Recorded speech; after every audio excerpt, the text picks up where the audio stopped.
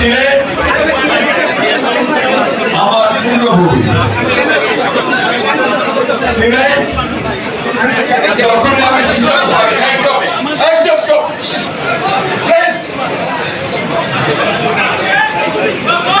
আমি যখনই সুযোগ পাই আমি সিলেট আসি। প্রধান কারণ হচ্ছে যে আমি আপনাদের এখানে যে আমাদের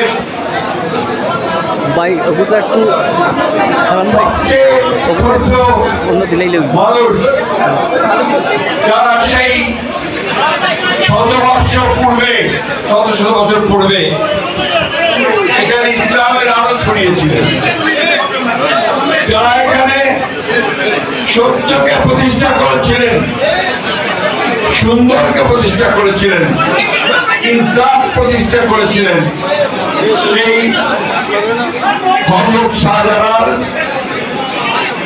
দরগা এবং হযরত শাহপরানের দরগায় আমরা আসি।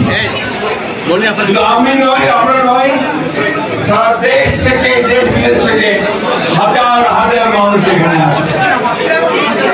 ঠিক কিনা বলেন? কেন আসে? কারণ এই যে মহান ব্যক্তিরা, এই যে মহান পুরুষেরা যারা এই অন্ধকারকে আলোকিত করার জন্য সেই দিন সিলেটে এসে ইসলামের মহান বাণী প্রচার করেছিল, মানুষকে আলোর পথ দেখিয়েছিল, সেই মহান মানুষগুলোকে তারা শ্রদ্ধা জানাতে চায়।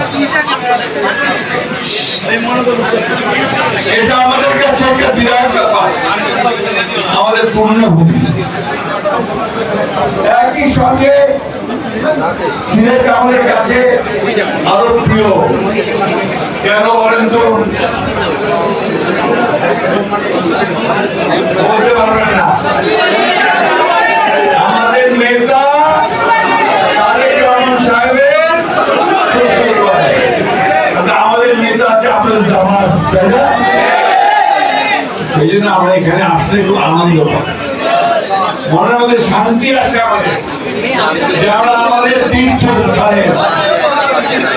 বন্ধুগণ, এই যে সাংবাদিক ভাইরা, দয়া করে